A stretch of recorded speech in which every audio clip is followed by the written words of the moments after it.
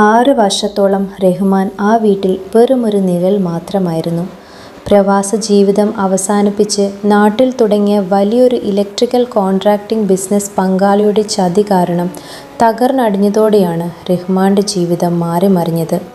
വലിയ ആഡംബരത്തിൽ നിന്ന് പെട്ടെന്നൊരു ദിവസം വാടക വീട്ടിലേക്ക് മാറേണ്ടി വന്നപ്പോൾ സുഹാനയുടെ സ്വഭാവം മാറി. സമ്പന്ന കുടുംബത്തിൽ ജനിച്ച അവൾക്ക് റഹ്മാന്റെ ഗർഭത്ത് സഹിക്കാവുന്നതിലും അപ്പുറമായിരുന്നു. കഠിനാധ്വാനത്തിലൂടെ എല്ലാം തിരിച്ചുപിടിക്കാൻ റഹ്മാൻ ശ്രമിച്ചെങ്കിലും സുഹാന അവനെ എപ്പോഴും പരിഹസിച്ചുകൊണ്ടിരുന്നു. അങ്ങനെ ഒരു ദിവസം സുഹാനയുടെ വീട്ടുകാർ പങ്കെടുത്ത ഒരു കുടുംബ ചടങ്ങിൽ വെച്ച് റഹ്മാൻ കൊണ്ടുവന്ന ഒരു ബിസിനസ് പ്ലാനിനെ എല്ലാവരും ചേർന്ന് കളിയാക്കി. റഹ്മാനെ പിന്തുണയ്ക്കുന്നതിന് പകരം സുഹാന എല്ലാവരുടെയും മുന്നിൽ വെച്ച് റഹ്മാന്റെ കോളറിനെ കുത്തിപ്പിടിച്ച് ആക്രോശിച്ചു. കഴിവുകെട്ടവൻ എന്ന് പറഞ്ഞ് ഭാര്യ തെരുവിലാക്കി. ബിസിനസ് ചെയ്യാൻ ഇറങ്ങിയിരിക്കുന്നു ഒരു കഴിവുകെട്ടവൻ.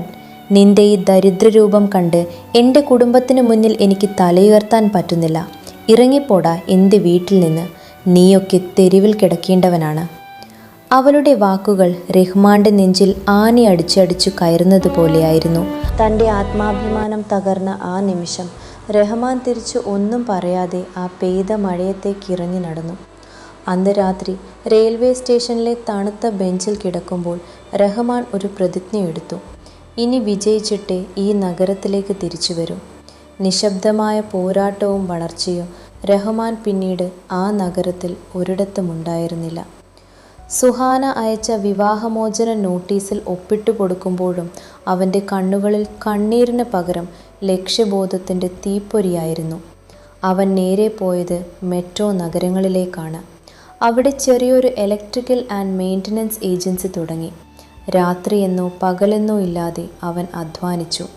പിന്നീട് ഫാൽക്കൺ ക്ലൗഡ് ഗ്ലോബൽ എന്ന പേരിൽ ഒരു വലിയ സോളാർ ടെക് കമ്പനി അവൻ കെട്ടിപ്പടുത്തു. ചുരുങ്ങിയ വർഷങ്ങൾ കൊണ്ട് കോടികളുടെ വിറ്റുവരവുള്ള ഒരു സാമ്രാജ്യമായി അത് മാറി. അതേസമയം സുഹാനയുടെ അഹങ്കാരം അധികനാൾ നീണ്ടു നിന്നില്ല. അവളുടെ പിതാവിൻ്റെ ബിസിനസ്സുകൾ വലിയ കടക്കെണിയിലായി. ജപ്തി നടപടികളിൽ നിന്ന് രക്ഷപ്പെടാൻ സുഹാനയുടെ കുടുംബം തങ്ങളുടെ അവസാനത്തെ വലിയ പ്രൊജക്റ്റായ ഹൽവാനി ജനറൽ സർവീസസ് ഒരു വൻകിട കമ്പനിക്ക് വിൽക്കാൻ തീരുമാനിച്ചു. അതിനായി അവർ ഫാൽക്കൺ ക്ലൗഡ് എന്ന കമ്പനിയുടെ വലിയ നിക്ഷേപകനെ കാണാൻ അനുവാദം തേടി. പുതിയ തിരിവ്. ആ അപ്രതീക്ഷിത കൂടിക്കാഴ്ച. ആഴ്ചകൾ നീണ്ട കാത്തിരിപ്പിനൊടുവിൽ സുഹാനയ്ക്ക് ആ കമ്പനിയുടെ ചീഫ് എക്സിക്യൂട്ടീവിനെ കാണാൻ 10 മിനിറ്റ് സമയം അനുവദിച്ചു കിട്ടി. തൻ്റെ പഴയ പ്രതാപത്തിൻ്റെ അവശിഷ്ടങ്ങൾ ചേർത്ത് വെച്ച് വില കൂടിയ ഒരു സാരിയും ധരിച്ച് അവൾ ആ വലിയ കോർപ്പറേറ്റ് ഓഫീസിലേക്ക് നടന്നു കയറി. ഓഫീസിൻ്റെ വലിയ ഗ്ലാസ് വാതിൽ തുറന്ന് അകത്തേക്ക് കയറുമ്പോൾ ജനാലയിലൂടെ പുറത്തെ നഗരക്കാഴ്ചകൾ നോക്കി ഒരാൾ തിരിഞ്ഞു നിൽപ്പുണ്ടായിരുന്നു. സർ, ഞങ്ങളുടെ കമ്പനിയെ രക്ഷിക്കാൻ സാറിന് നിക്ഷേപം അത്യാവശ്യമാണ്. ഞങ്ങൾ വലിയൊരു പ്രതിസന്ധിയിലാണ്. സുഹാന വളരെ വിനയത്തോടെ എന്നാൽ അല്പം ദയനീയമായി പറഞ്ഞു. ആ വ്യക്തി പതുക്കെ തിരിഞ്ഞു. ഇറ്റാലിയൻ സ്യൂട്ടിൽ അതിശക്തനായ ഒരു ബിസിനസ് ടൈക്കൂണായി മുഖത്ത് ശാന്തമായ ഭാവത്തോടെ അവിടെ നിന്നിരുന്നത് മറ്റാരുമായിരുന്നില്ല. അത് റഹ്മാനായിരുന്നു. വർഷങ്ങൾക്കു ശേഷം അവൻ ആരായെന്ന് കണ്ടപ്പോൾ അവൾ ഞെട്ടി. സുഹാനയുടെ കാലുകൾ തളർന്നുപോയി. കയ്യിലുണ്ടായിരുന്ന ഫയലുകൾ നിലത്തു വീണു. താൻ അന്ന് കഴിവുകെട്ടവനെന്ന് വിളിച്ച് അപമാനിച്ച് തെരുവിലേക്കിറക്കിവിട്ട തൻ്റെ പഴയ ഭർത്താവ് ഇന്ന് നഗരം ഭരിക്കുന്ന വലിയൊരു സാമ്രാജ്യത്തിൻ്റെ അധിപനാണ്. റഹ്മാൻ നിലത്ത് വീണ ഫയലുകൾ പതുക്കെ എടുത്ത് മേശപ്പുറത്ത് വെച്ചു. അവൻ ദേഷ്യപ്പെടുകയോ പരിഹസിക്കുകയോ ചെയ്തില്ല. പകരം കസേരയിലിരുന്ന് ഒരു കപ്പ് കാപ്പി സുഹാനയ്ക്ക് നേരെ നീട്ടി. വർഷങ്ങൾക്ക് മുൻപ് ഇതേപോലെ ഒരു മഴയുള്ള ദിവസമാണ് നീ എന്നെ തെരുവിലേക്ക് എറിഞ്ഞത് സുഹാന.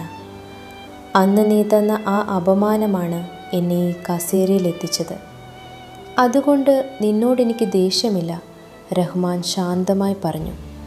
എന്നിട്ടവൻ ആ ബിസിനസ് കരാറിൽ ഒപ്പുവെച്ചു. നിന്റെ കുടുംബത്തെ ഞാൻ തെരുവിലാക്കില്ല. ഈ പ്രോജക്റ്റ് ഞാൻ ഏറ്റെടുക്കുന്നു. പക്ഷേ ഇത് വെറുമൊരു ബിസിനസ് മാത്രമാണ്. നമ്മുടെ പഴയ ബന്ധം അന്ന് ആ മഴയത്ത് തീർന്നതാണ്. നിങ്ങൾക്ക് പോകാം. താൻ തല്ലിക്കൊഴുത്ത ആത്മാഭിമാനത്തിൻ്റെ വില എത്ര വലുതായിരുന്നു എന്ന് മനസ്സിലാക്കി റഹ്മാൻ്റെ മുന്നിൽ തലയുയർത്താൻ പോലും ആകാതെ കണ്ണീരോടെ സുഹാന ആ ഓഫീസിന് പുറത്തേക്ക് നടന്നു.